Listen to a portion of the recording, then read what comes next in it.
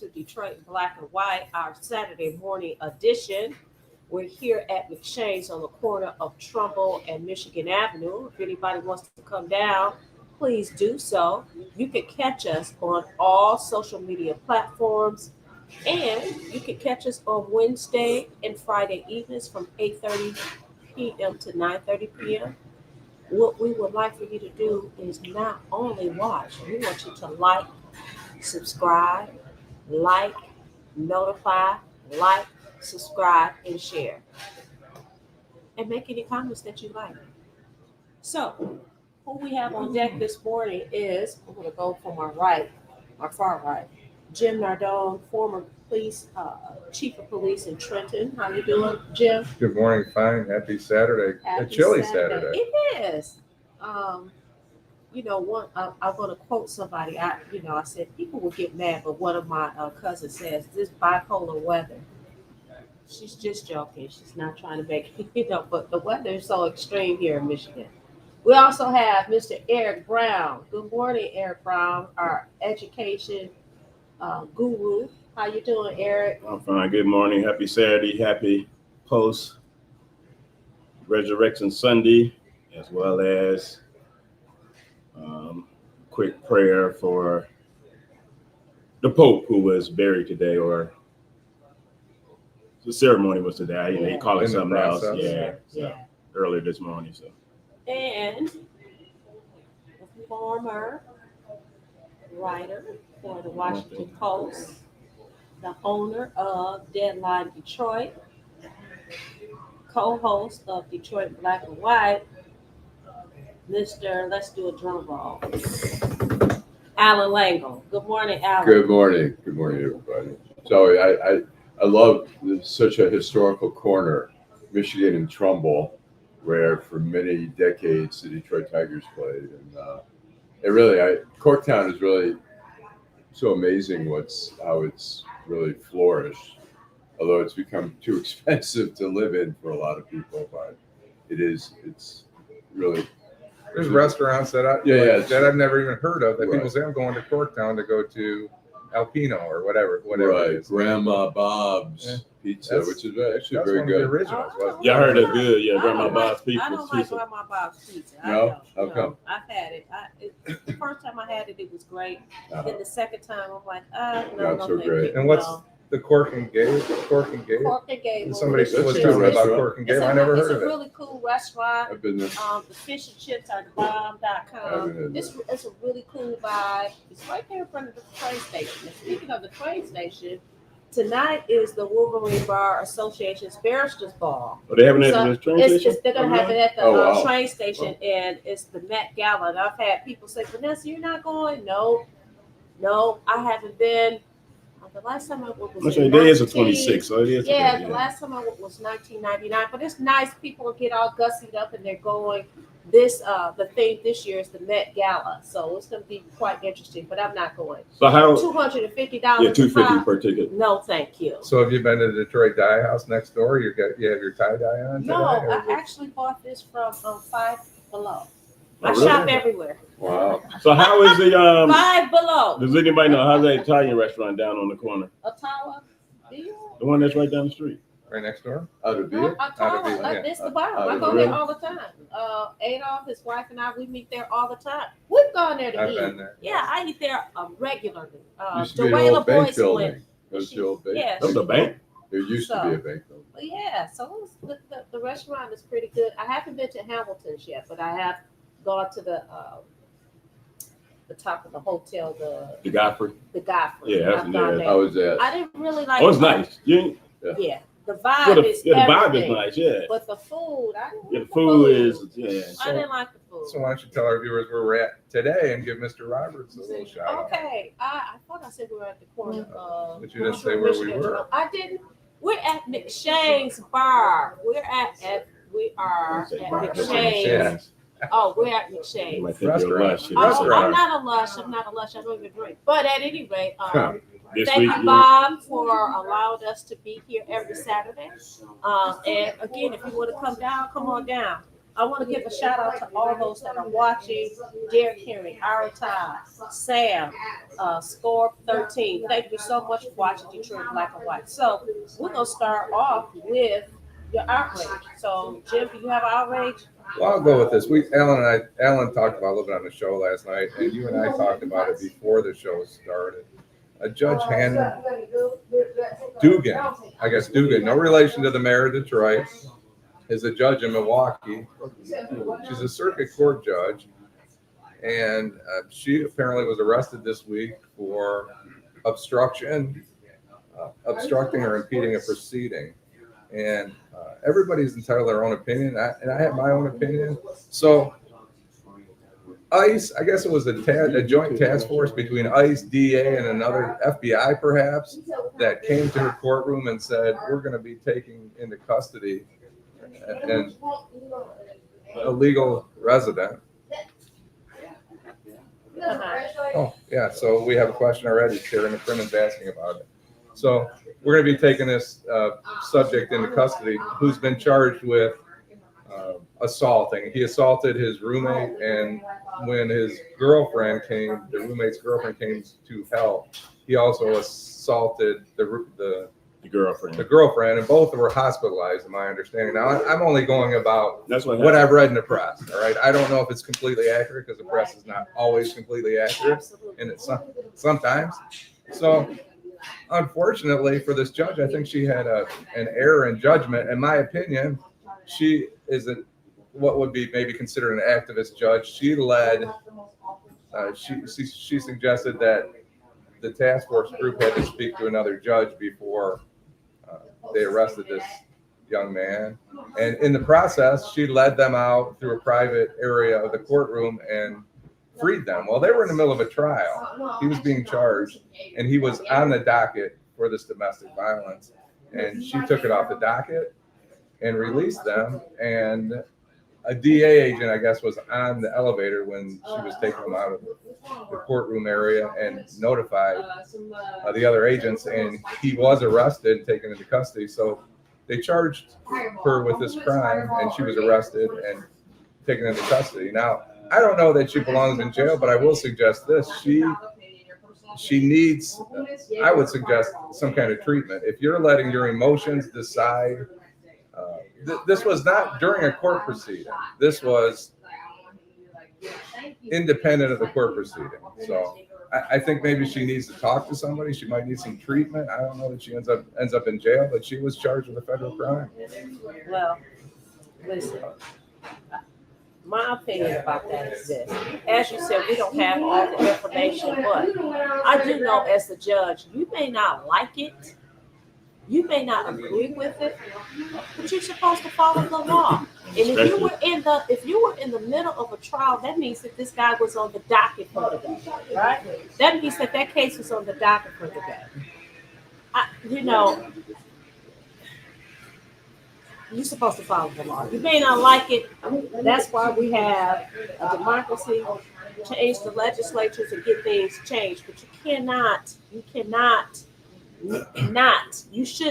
follow the law. That's I have a question. Is that so? Had the proceeding even started for that guy, or from my understanding, they were waiting. The witnesses were in the courtroom. The two victims, which we will call victims in this case, alleged victims, were in the courtroom waiting to testify in the case. Okay. So the question becomes, one of the questions that I would have is like, what has jurisdiction? Should they not at least go through the due process of having the trial and then giving the federal government more ammunition to say, okay, this person has been convicted, now take them away, as opposed to in the middle of, before the process has even happened? I think one of the questions is where we're missing out on due process, where they're snatching people off the streets. And we have the New York Times did a story, and I don't know, like you say, if everything's a complete story, but a Venezuelan guy who was delivering McDonald's for one of those services, and he took a wrong turn, ended up on the Ambassador Bridge, which has happened to me before. And then suddenly he disappeared. He was down in Texas, and they think maybe he went to El Salvador to the prison now. But there's no due process there. So is the judge entitled, it's her courtroom, is entitled to say, let me finish my case. Go ahead. If he's convicted, take him away. If he's acquitted, Take them away. yeah, probably you're going to take him away anyways, but at least let the process happen. So, I mean, my feeling is that a judge is like, that's their domain. And yes, they have to follow the law. But at the same time, it's their house. It's their jurisdiction. Let them finish their business. And then you go ahead and take the guy if he's, So. I think that was the plan, that they came and notified the court clerk or her staff that they were going to wait out the trial. Oh, And they at were, the conclusion okay. of the trial, they were going to take this gentleman into custody. That I didn't read. I think that's what she aired at Right. because she pretty much aided and abetted an absconder. She made him an absconder. So let me ask this though: if she was notified ahead of time and that they were going to take him into custody after the hearing, I'm going to go back to your point. Was she actually saying, "Listen, let's see if there's something that should be done before we finish this"? Right. And if that was the case, should she have communicated that to them? Oh, that's right. Yeah, I don't know all the I just circumstances. think- I mean, Yeah, I she don't know has some either, because it seems obligations, to me but she should have communicated that to them if that was the case. Well, the information is she kind of lost her mind and started screaming, and she was abusive to the agents and abusive to her staff and abusive to, well, tell us, Vanessa, tell the I'm not audience. gonna say no, You but can't tell. listen, no, I'm not protecting anybody, but I'm not protecting anybody that sits on the bench, but I have to be fair. If you have clients and you go in front of judges on a regular basis, you don't want them to take it out on your clients. Or you. So you keep in mind, look, you can say what you want to say to me, but if you take it out on my clients, that's a problem. So a lot of us try to avoid saying a lot of things, how we really feel about someone or somebody's in a public forum. But listen, people who go to the courthouse, they see how some of these people act. They see how disrespectful they are.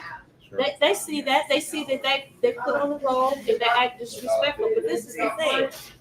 If you don't have nobody in your corner that calls you on your BS, you part of the problem.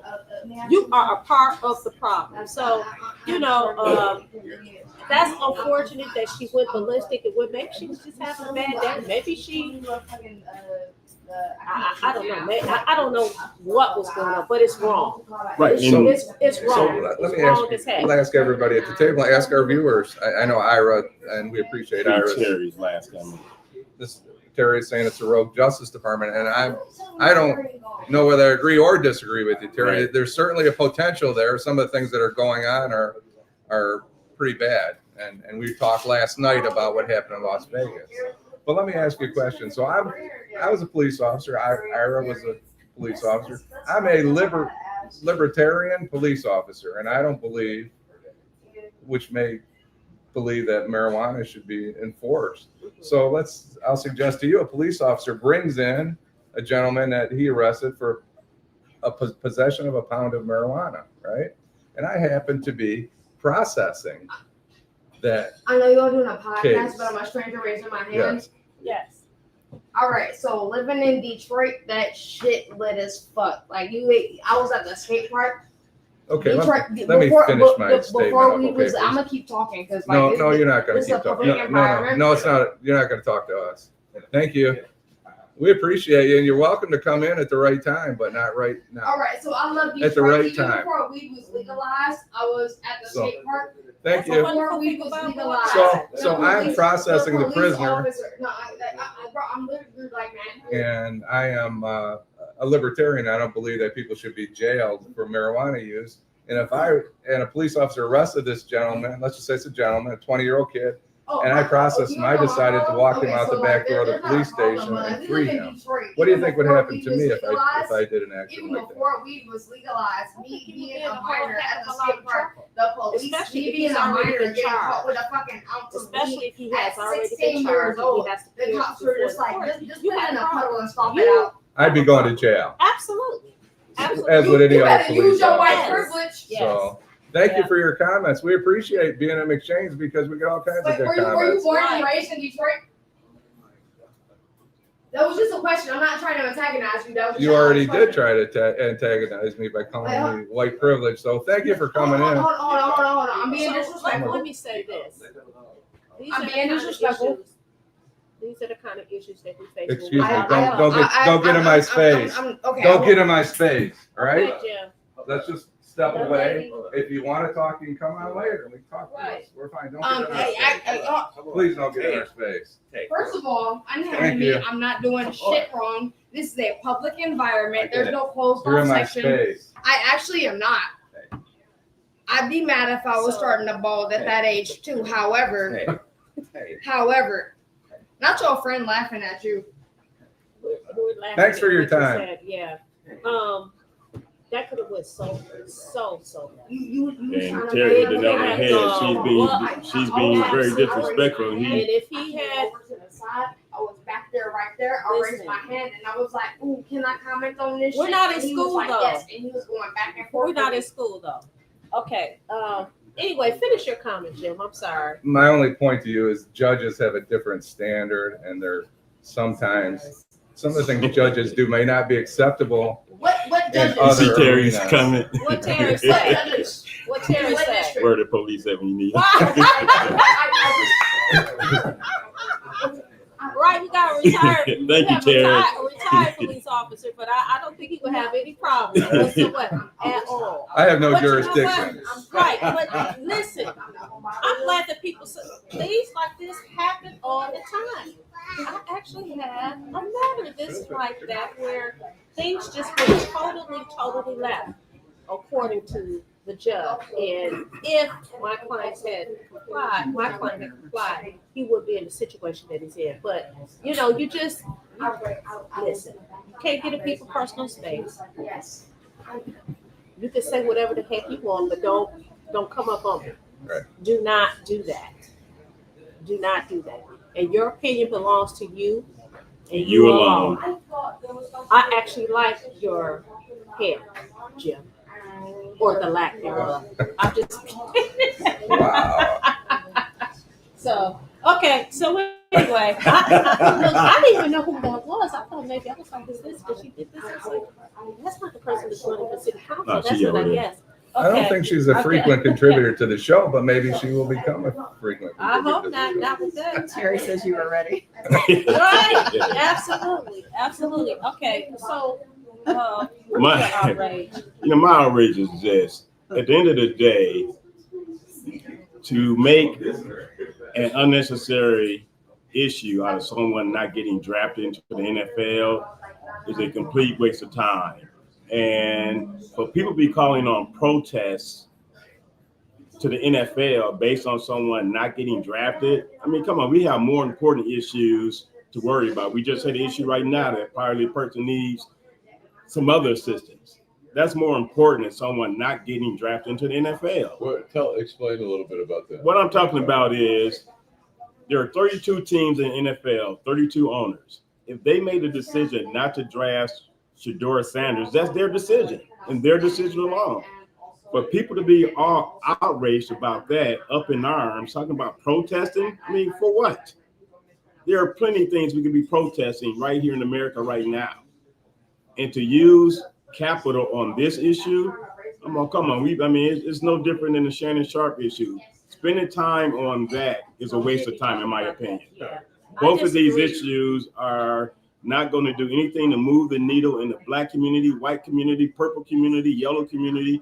We have more important issues to be worrying about than someone not getting drafted into a professional football league that's nothing more than entertainment. And he will get drafted, and he'll be a fine NFL football I player. think he's a good player. I do too. I heard that one of the owners had said, or one of the GMs had said, I've never had an interview see more arrogance and stuff like that. So look, the Lions have a culture of just hardworking, and as far as I can tell, they're just good people. They're all the players just seem, everyone that I've heard they're good people. And that's something you don't want to break up with somebody who's going to be Bigger than the team. yeah, bigger than the team, a troublemaker. It's part of the culture. And And they're people not- calculate decisions on who they're going to draft based on, is this a good fit in our culture? Is this a good fit? Do we need that person? And apparently people are a little bit reluctant to, And there were 96 opportunities for him to get drafted. There's a reason why 96 opportunities were not his name being called. Well, I'll suggest this to you. This is history, all right? Reputation can be wrecked by one anonymous source, which is a problem. I have a real issue with if that general manager or that interviewer needs to come out and say, my name's Allan Lengel, and I interviewed Shadir Sanders, and this is why I wouldn't pick him. That's not what happened here. This is an independent source that's trashing a guy, and I disagree with that. No, there's an actual piece that I'll forward to you all later of actual quote from general managers and teams as to what the problem was with the interview. Yeah, the people are named. Okay. And the teams are named. So What is your outrage, Allan? I'm just taking it all in I here. know, It's a right? lot of You drama can't- today. A lot of fucking Detroit in black and drama. white. Yeah, it's no, I think, the whole judicial thing, that judgeship is, I just think, and maybe it's the right thing to do, but I worry that this administration is trying to overstep in some ways, and maybe what they did, the arrest was legitimate, but I question, I think judges are concerned about due process here. And I think we need to make sure when we ask the judge to uphold the law, we have to make sure the administration is doing the same. So, but anyways. So my I read outrage, it yesterday. I'm looking at this article. It's in a bridge, and it's about the former mayor of the city of Detroit, Kwame Kilpatrick, who his sentence was commuted in 2021 by President Trump. And supposedly he left a voicemail on a legislature's phone. He actually wants a pardon because a pardon will allow him he wouldn't have to pay the money that he owes the city of Detroit. And, his thing is, look, I went and campaigned for this guy all over the United States. I had to cut a commercial. Dude, give me a solid. I think that's outrageous. I think that is ridiculous. He gave you a solid. You were mad at the former president, the president before Trump. He wouldn't give you a solid and let you out. Trump gave you commuted your sentence. Are you kidding me, dude? Are you kidding me? Are you kidding me? And listen, this is the same person who I believe will end up running for office, and people will probably vote for him. Probably will. People will vote for him.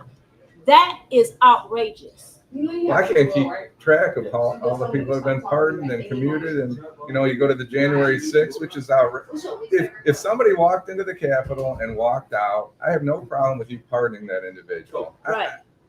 But if somebody committed violence against another human being, that person should be Or incarcerated. Right, but if you impact the livelihood of human beings, that is a problem. I don't know whether or not you should be pardoned. And the reason I'm saying that, I'm talking about the lady who raised the money that we talked about last night. Right. Listen, no, not at all, ma'am. Not at all. She was facing 140 Okay, years. well, she 140 was? years is Yeah. probably too much. Right. But still, you should have done something. That I have a problem with that. How much I money have was a it? problem with this guy. Now she said this guy, the former mayor of the city of Detroit. You got a solid, dude. And now you whining because you want something else? When does it stop? And a lot of people said that he had changed. I was one of them. I said, well, he said it's been called by the Lord, and maybe he has. But this right here says to me, maybe not, sir. Yeah, well, he still owes money from a state case. So that can't be Erased. That can't be erased unless the governor, I guess the governor might be able to pardon, but that's not likely to happen. Yeah, I mean, the one thing that kind of bothers me is that I've talked to Kwame multiple times since, and one of his ministry, he's got the virtual ministry where he talked about, he said, Black men in Detroit have to fess up to if they've done wrong. They have to come out and admit it. And I don't think we still, to this day, have had him come out and just basically say, yes, he'll say stuff like, I did something wrong. He'll, when I talked to him, he said, yeah, well, I've done wrong. And then he talked about his marriage. And he said, yeah, I cheated on my wife and all that kind of stuff. But he got convicted by a jury that was, pretty, I think it was basically half black, half white, unanimously on the majority of charges there. I sat through the trial. I think Eric sat through some of the trial as well. And I thought there was enough evidence to convict. And I think, he still hasn't come out and really said, yeah, I did wrong on that. He came out on the Today Show and said, I didn't do anything wrong. And you're a minister. Speak to what Allan said. You're a minister, and you're asking people to, come clean and stuff like that. But I still feel like he hasn't really. Isn't that the issue with Menendez brothers in California? They never took responsibility. Right. Well, that's what. Yeah. But to your point, Allan, one of the things that because I have all my notes still. One thing that really stood out to me was a female from Detroit, because I was one of the ones that got to interview the jurors. She spoke succinctly. She said that this was a guy that I really cared about and loved. I voted for him twice. But what I learned through the course of this trial made me sick to my stomach, and I have no regrets. And these are her words. I have no regrets about the guilty verdict. Well, to my point, I'm reading directly from the news article. A full pardon would allow compassion to avoid paying off his debt and restitution. He's still owed. Now, this was a voicemail that was left. The pardon will cure everything, he told Woodset. I'll just say because it's in the article, in the voicemail, suggesting he was still getting killed in federal court by prosecutors intent on making him pay his debts. I'm not a beggar. I'm not a bitchy guy. I just want my work to speak for itself. When Bridge contacted him, he denied knowledge of this voicemail that he left. This is a person that has changed, right? Upon hearing it, he confirmed its substance and said it's a heck of a message. Okay, what did you say? He has a what kind of ministry? He has a virtual ministry, but also he lives in Novi. He lives in Novi now. He goes every Saturday at the Novi Public Library at 3 p.m. He does some type of preaching. I don't know what he does. He does Sunday. Sunday. He does it on Saturday. Yeah, he does some type of thing, which I don't know what arrangement he has with the city of Novi to do that, but he has a virtual ministry. I mean, his goal is to have a brick and mortar church. He's been speaking everywhere. And I think he really came back here partly because, they were down in Atlanta or the Atlanta area. His base is here. He had a virtual ministry, but I think the following was really here in Detroit. And I think he could create a big church. Yeah, whatever. Now, Ira Todd says play the voicemail. I'll try to figure out how to play it. I don't know if is this the clip or what. But he said it speaks volumes. But me reading it, I'm like, are you kidding me? I know we're not. I know he's not kidding me. But people should be outraged, okay? People should be, because to me, it's not so much that you want. Listen, I tell people all the time, ask for what you want. The worst somebody could say is no. And we used to both answers, yes and no. Absolutely. We have some great comments. And I think that, listen, you were so excited to get that commutation, if you will. You went and did all of this bit, and now unless this guy told you, yes, for sure, I'm going to give you a pardon, get the heck out of here. I have a problem with you saying that you didn't say it, you didn't leave the voicemail, and we have evidence that you did, which to me says you are the same person that was on trial years ago for all that nonsense. That is a problem because it speaks to who and what you are as a person. I think what a pardon would also do is clear the way. Right now, Michigan law says if you are convicted of a felony and it's related to public office, you cannot run for state office or local office for 20 years. But clearing the way. He could run for Congress. He could run for Congress. He could run for against U.S. Shree. Senate right now, but But you have to move. Is he Right. right now? But he would have. But he could run if he gets pardoned. He Right. can run for mayor, city council, whatever he wants. That's probably his aim, Governor. because Detroiters will reelect him. I mean, Yeah. they just. I they get would. that.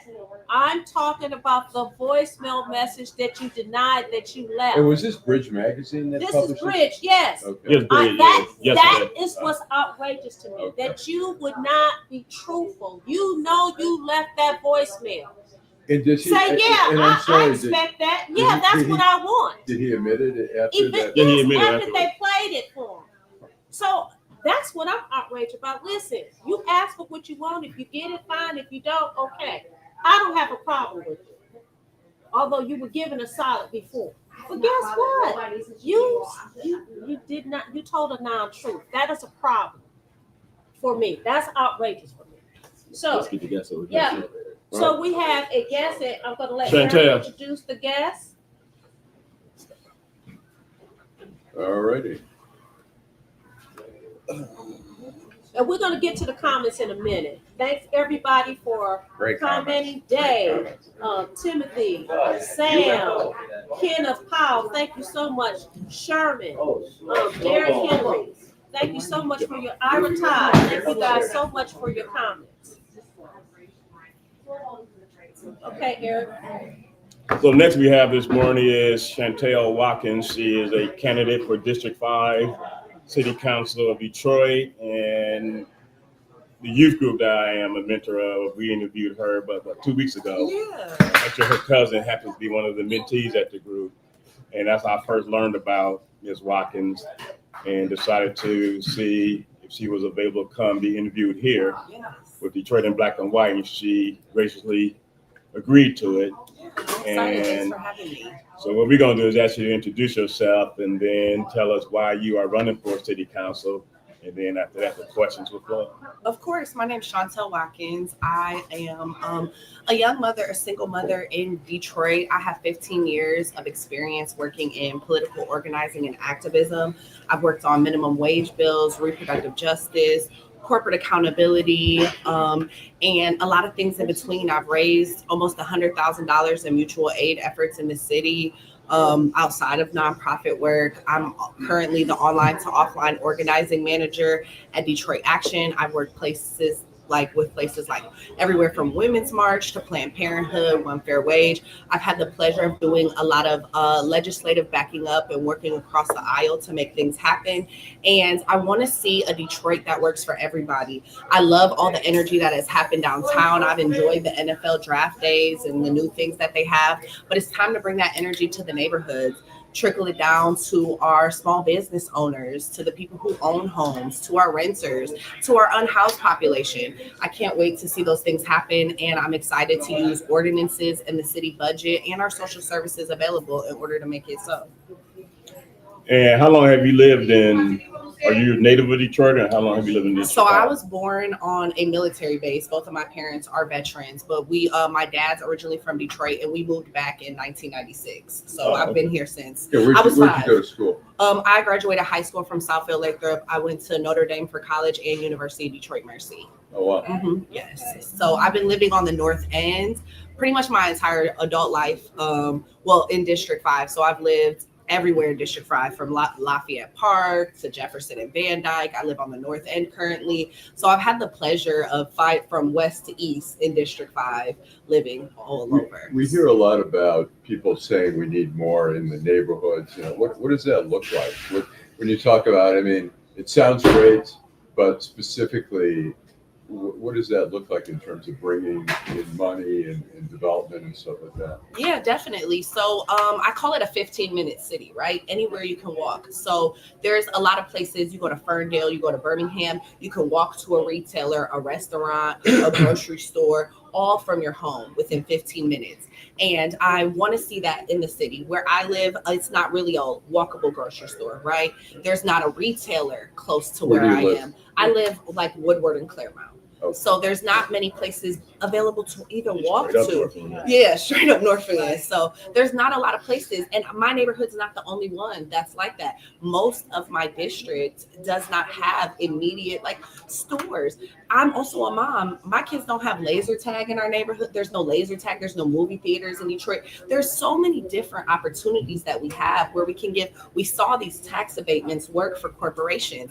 Let's give them to small businesses so people will open multiple businesses, which also brings economic opportunity for multiple jobs in the neighborhood. We know that our public transportation needs improvements, but if we have places where people can work, where they are able to walk to, we won't even have to do that. No, that's okay.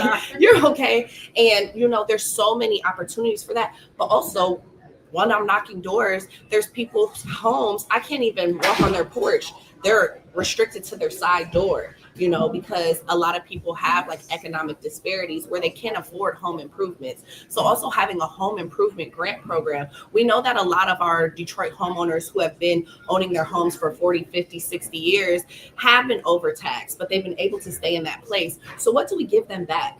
Homeowner repair grants. We give them the opportunity to do stuff like that. Not through the city. Not through the city. So like DTE has a program and a couple of other like entities have programs, but there isn't a homeowner grant program through the city of Detroit.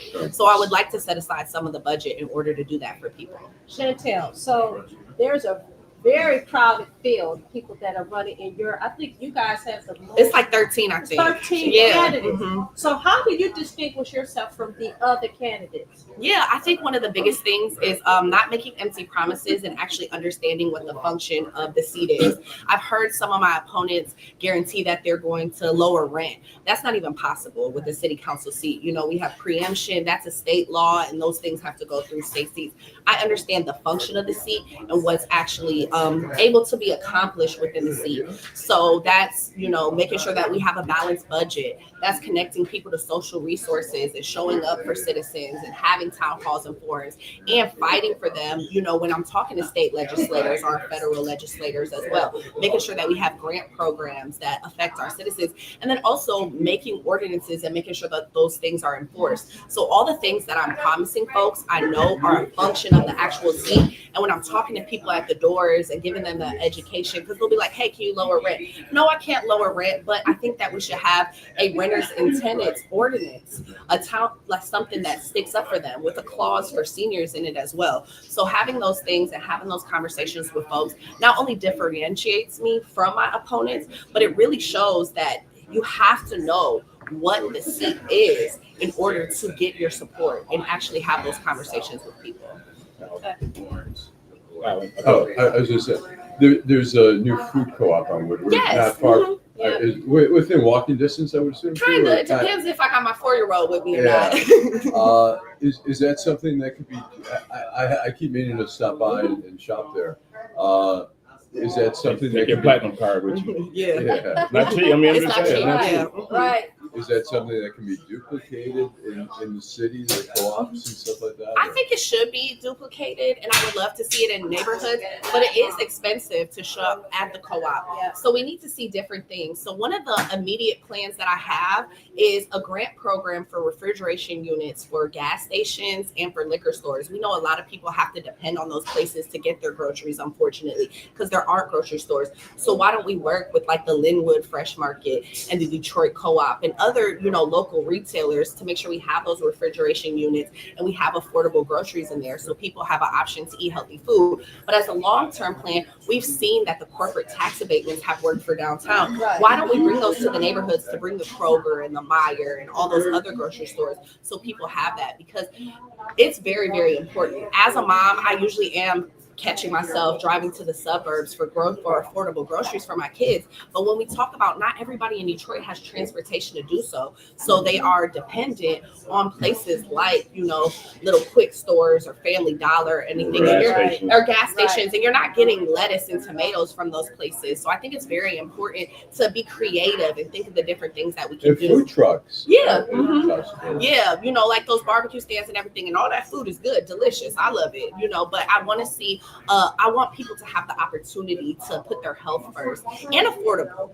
And I have a two-pronged question. I just learned about the tool library that they have in Detroit now, which is an amazing idea. And for those that do not know, they have certain parts of the city where there are tools available for for the citizens to borrow from and cultivate their yards and all that. Because a lot of stuff people cannot afford. That's a great idea. But when you spoke to our students, you know, That's education. a great podcast, by the way. Yeah, Those students are professional. So there's a major issue in the city of Detroit with regards to education. You as a city council person, how would you handle the talk of the city, the mayor, city council being involved with the school system? Yeah, I think that there's a lot of different layers for that, right? So we also know that 51% of Detroiters, last time they put the data out, are functionally illiterate. Right. So a lot of the stuff that we have available to, that gets to them is all written. And if you're functionally illiterate, you might not be able to, think about that information and take it the way that it's written out. So I think one of the biggest things is also having, a hotline for people to call to be able to get information or video access and everything. But also we need to make sure that while we want to educate our students, which is the utmost priority, we also have to make sure that we're being there for their parents as well. So one of the biggest things that I am committed to doing is continuously every 2 weeks having town halls, having information released so people know the resources. We also have a language barrier for some folks, right?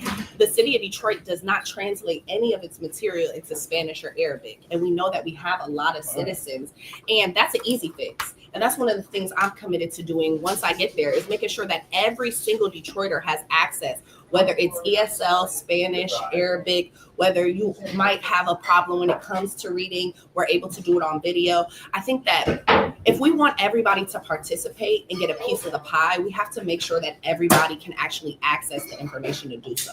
And that's interesting that they don't translate to the population that is second to the American population, which are Hispanics and Middle Easterners. Yeah, and we have a lot of those people all through the city, especially District 5, we're getting an influx of Spanish speakers. District 6 too. Yeah, District 6 has had that for years, but now, driving through District 5 and talking to folks and everything, there's a lot more too. So I definitely want everybody to get the access to all the information that they need, because if we have all these services and nobody can access them, then they're going to tell us that they don't work, which is not the case. They do work, but we need to make sure that people are able to get them. So I have two questions. Yes, ma'am. One, today that there's a candidate for the mayor. Yes. And are you planning on attending? And two, is there going to be a form? Is there a form planned for all the candidates that are running for city council? Yes. So I will not be at the candidates forum today because I'm running in District 5 and my race is my priority. Okay. So my race is my priority. I have a lot of wonderful things to do that people have invited me to. I do want to learn more about all the mayoral candidates, but I got to put my race first. And then on May 15th, there is a District 5 candidates forum, and it's at 6 p.m. and it's at the church on Woodward and Claremont. I can't remember the name of it. According to Catholic Church? Yes. Okay. Yep, it's right there. Yep, Okay. at 6 p.m. Okay. Is it invitation only? No, the Community Advisory Committee for District 5 is actually putting that on. So it's open to the public, and I hope to see everybody there. Okay, tell us again. Tell them again. Tell our viewers about District 5. What that? Ooh, it's big. That's on your Well, website. I'm in District 5, Yeah. but tell us Yes. what it is. Yeah, so it starts about Dexter and Davison, goes all the way down through Virginia Park, the North End, Boston Edison, Midtown, part of downtown, and it goes down Jefferson all the way to Van Dyke, in between Jefferson to Mack. So that's where it is currently. The lines have been redrawn and it will go into effect next year, but it's a big area, and I'm really, really excited because it's the biggest geographically, and I think it's very important because we hold a lot of our corporations and our businesses there as well. And you have children. Yep. How old are they? I have one son. He's 4 years old. And where is he going to go to school? I'm not telling everybody where my baby's going to school, but it is DPSCD. It is, Yes. okay. Mhm. All right. Okay, we have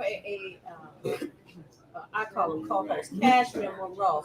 She wants to know if you are affiliated with Michigan United. I love that question because the first organization I ever worked with when I was 19 years old was Michigan United under Eric Shelley. I was a member leader there, and I still work very closely with Michigan United. I'm very, very excited about all the things that they do there, and I've worked in many coalitions with them. What does Michigan United do? Michigan United is a social justice organization that works on a lot of different electoral issues like voting rights, police accountability, and a lot of other things. I've had the pleasure of working with them with corporate accountability most recently, so very excited. It is not the end of the interview, but can you tell the co-hosts and viewers what is your website or how can they get in touch with you? Of course, my website is Shantel for Detroit. That's CHANTELFOR Detroit.com. That's also my Instagram, or you can follow me on Facebook at Chantel CHANTEL Watkins. And I'm very available. DM me, ask me questions, come to our events. I think one of the biggest things, if I want to represent the community, then I have to talk to the community. So I'm very reachable, and I'm never going to turn my nose up at my people because I'm right there with you. So we have a co-host, Carl Orts. He said he wants to ask you, he said, do you believe that Councilwoman Mary Sheffield has done a reasonably good job with Council District 5? So there are a lot of things that I liked that Councilwoman Sheffield did, right? She did vote on the ordinance for property owners, right? That they do deserve their money back. She also helped fund Right to Counsel, which Right to Counsel means that if you're facing eviction or any problems with your landlord, then you get a free lawyer from the city. So there are a lot of different things that, she voted against some tax abatements with corporations that never fulfilled that 51% of Detroiters that they're supposed to hire. So I liked a lot of the things that she's done. I think she's done a good job. But what I want to build on is some of the things that, she didn't have the opportunity or she missed out on, and build an even better Detroit. So I think that the people who have come before me or who are sitting on city council right now have had really good ideas. But I want to be creative and reimagine the way that we look at things than we have historically in the city. And there are a lot of people that feel, there are a lot of females in the race for city council across the 7 districts and citywide at large. But there's also this group of people that do not feel that a woman is capable of leading. Mm-hmm. What's your opinion on that? I think that time has really shown that not to be true. Women have done really great jobs in leadership historically across the board. There's not a movement where women have not helped lead the charge. Even if because of history, women couldn't be front facing, they always helped. So I'm very, very excited to continue that on and be front facing. But everybody that I work with a diverse team of folks, whether that's women, men, people from different backgrounds, people from different age groups, from youth to seniors.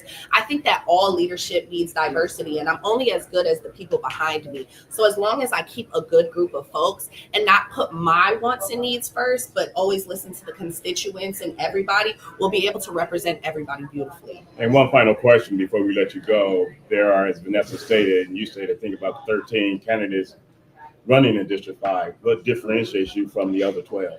Yeah, I think also one of the biggest things is I'm running my race, and I know that a lot of people will have things to say and want to bring things up and have conversations, but the constituents don't care about that. They care about the issues. They want to feel heard. They want to know that you care about housing. They want to know that you care about where they're getting their groceries, if they're safe, if they have street lights. When we're knocking on doors and somebody tells us they have an immediate need, we're calling them back and letting them know what number they can call for immediate home repairs or how they can get food and everything like that. So one of the biggest things is that not only have I been proven to be a part of community, I was at the Aldi on Woodward the other day, and there was a man out there asking for money for cereal and milk. That's a very specific need. My assumption is he has children to feed at home. I brought him inside, bought him some groceries, more than just cereal and milk. Those are the things that I do out my way that I don't have to post on social media. So I know that I'm rooted very deeply in community because I also have needs.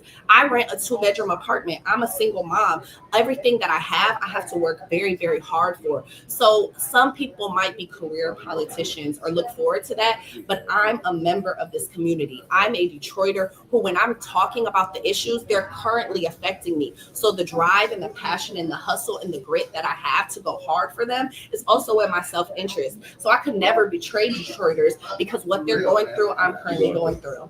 Okay, well, tell us one more time about the forum that you're going to participate Yes. in, and give your information again if someone wants to get in contact with you. Yes, of course. So May 15th, the Community Advisory Council for District 5 is doing a candidate forum. I'm going to post it on my Instagram story so everybody has all of the correct information.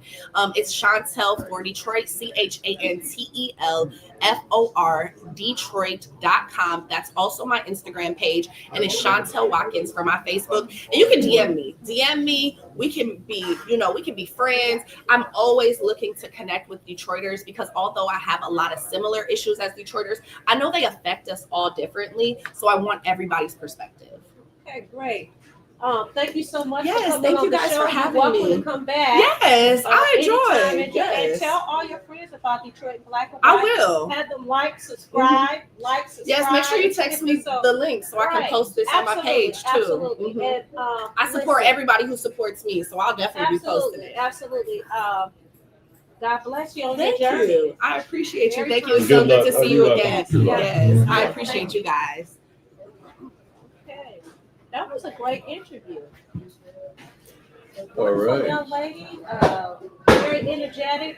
What I like is that we get it because we hear so much that, we need young people involved. Right. I like the fact that we actually had young people that are getting involved, boots on the ground. They've been involved, right? And they're continuing carrying the torch, and I think that is awesome. And they have a story to tell that people can Absolutely. relate to. I mean, having a child, single parent, people can relate to that. I mean, we got to be Right. real about it. Detroit is a city where 70% of the households are headed by females. Right. It's really Absolutely. exciting to see young people Yes. embrace the political It is. process. It I think is. that's really bodes well They're for us. very Yes. sharp. Yes. Yeah, that's what we need. I mean, you see, look at all Dick Durbin just announced he's not going to run for re-election. Gary Peters, you have a lot of the seasoned politicians, even though I'm going to call Gary Peters a seasoned politician with regards to career politician. But a lot of the I changed the term, a lot of the career politicians are moving out of the way Yeah. to bring in younger blood. That's interesting that you should bring up Gary Peters. I was at I don't like using the word senior, I would say seasoned meeting over on the east side. Mature. Yes. All on me mature, yesterday Jim. on the east side yesterday.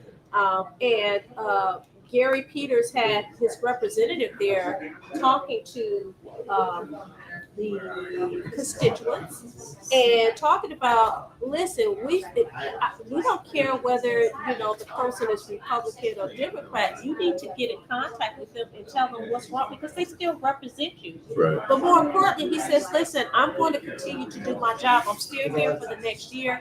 It's important that the community stays involved, keeps involved, keep making those phone calls. So, I mean, he does have people here in the city that's saying, hey, he's working on our behalf. We want to hear what you guys are concerned about. Of course, Social Security was the big topic of the day yesterday.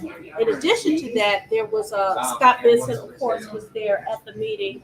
And they talked about, I think I said this last night, you had people that were concerned about that cement facility that's over On the east side. on the east side, and they questioned him about it. So you do have people that are in the community that's concerned, but what's wonderful is when we have people like Chantel that says, hey, I want to be involved, I am involved, and I want to continue to be involved, and you should have confidence in me to continue to do this. This is someone who has worked in the community, not an elected official, but she's doing it because that's how she feels, and that's what she believes that she should do. And that's what people have to pay attention to. Who's doing something in the community prior to putting their name on the ballot? Absolutely. I'll save it for Wednesday because I need to do more research on it because there was a congresswoman who was Democrat who was booed out of her town hall because the constituents do not feel that she and or her party, are doing enough. And I'll bring that to the table on Wednesday, but we have to be cognizant of that because the people are not speaking. And I think it's going to be important because I think there will be a lot of engagement come 2026. And there has to be more engagement in Detroit because we need to understand the reality of the matter is 4 years ago, only 14% voted in the primary. Only 18% voted in the general election, for mayor. So people have to step up.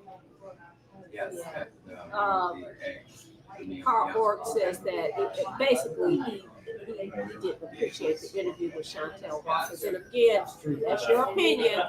He believes that she's going to continue to carry on what Mary Sheffield has done. I think she distinguished herself. She said, listen, I like some things that she's done, but there's some things that could, there's some things that need to be addressed. And I think she addressed those issues. But I appreciate you, Carl Orgs, for commenting and watching the show. But people have to be mindful of the fact that she lives in a district where a person has been the representative in that district for 12 years. Yep. Some things are, Allan, you can speak to it. Some things are going to stay the same. Some things are going to change. But you got to give that person an opportunity to at least change before you be so dogmatic about having a pessimistic attitude about it. They're two different people. Right. She seems very sharp. She seems to have some drive and some vision there. And it's great to hear candidates who have that. They can't all win, and let's just hope they're involved regardless if they win, lose, or draw. She has a good chance. I'm just saying everybody can't win the election, but I'm glad that there's so many people. She's gonna stay involved. If she win, lose, or draw, she's gonna stay involved. From her interview. To Eric's point is something that I always say. Listen, we bring these candidates on the show. It's your job to do the work to find out about these candidates. Do the work, okay? You gonna judge somebody based on what somebody else has done? No, you judge that person for who she is or who he is. Although when you say that, when they have 13 candidates, how many of us are really going to do a deep dive? This is a good opportunity. Absolutely. To have people. Platforms like I'm this. I'm not going to go home and spend the next week studying the fifth. And I think I speak for the majority of people that they're not going to do a deep dive into all the candidates. You are absolutely right. But what people do, and you've done it, I've done it. Hey, what you know about this candidate? Yeah. Somebody that you respect, somebody that you know is involved, somebody that you know or you feel like they know who is who and what they're doing. That is what you do. And when there's platforms like this, listen, all it takes is a Google search. All it takes is a Google search. We've had how many of the mayoral candidates on the show? We've had at least 6 of them so far. 6 of them so far. You can do a Google search, right? And you can follow them. And we've had 2 people that's running for city council so far.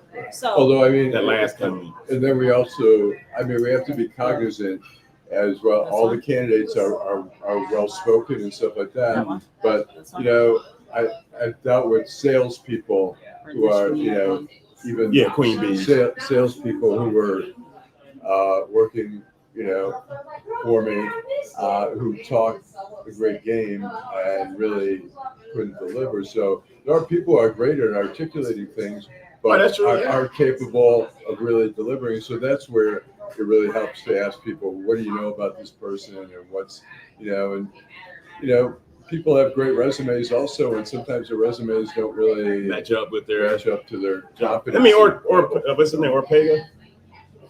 Part Org. He may have some inside information about, her relationship with Mary Sheffield or whatever, but it's still important for, as Vanessa stated, for people to do their own research. And that's what's great about this show. We have people out there contributing all day long. Absolutely. And if I could really quickly run through, Kenneth Reed, our old friend we haven't seen in a while. Queen Bee is contributing. Cashmere, Timothy, the other Kenneth, Terry, Day. Sorry, Day, about your challenges there. Jan, Parorgs, Mike, Sherman, Sam, Derek, and Edward Carr. We may be related because my mother was a Carr. Who knows? I just want to say they're contributing to the show, and I'm grateful for it. Yeah. So I'm going to make my last comment about this. Listen, we are very fortunate to have so many bright, so many educated, so many qualified people running for office. I can't remember. It's been a long time since we've had this. Really competitive races. And so people should be really, really energized and excited about the fact that you actually have options, real options. It's up in District 1. And I forgot Ira. Ira's a Right. great contributor. Hey, Ira. Right. So I'm going to let everybody do their final thoughts, and then you can catch us again on Wednesday at 8:30 p.m. Like, subscribe, and share. Detroit Black and White. That was my final thoughts. Thanks Okay. to all our contributors. All right. Yeah, likewise. Thanks to all the contributors. And Part Org, I get what you're saying, and we can find a way to communicate offline, but I get your point. I want to say that at 12:30 today, they have the candidates gathering. I'm going to try right after the show to put a YouTube link on at Deadline Detroit if people want to watch the. I think it's going to be at least a couple hours or something like that. I didn't get an invitation. Well, I didn't get a formal invitation. But anyways, we'll try. Well, hopefully everyone can see it because I think it's really important that the more we see, like I say, most of us aren't going to go and spend the whole afternoon studying all the candidates, but we do want to know about it. We want to both be educated about the candidates when we vote. That's great. That's great. All right. Join us again Wednesday. Thank you so much for participating. Thanks to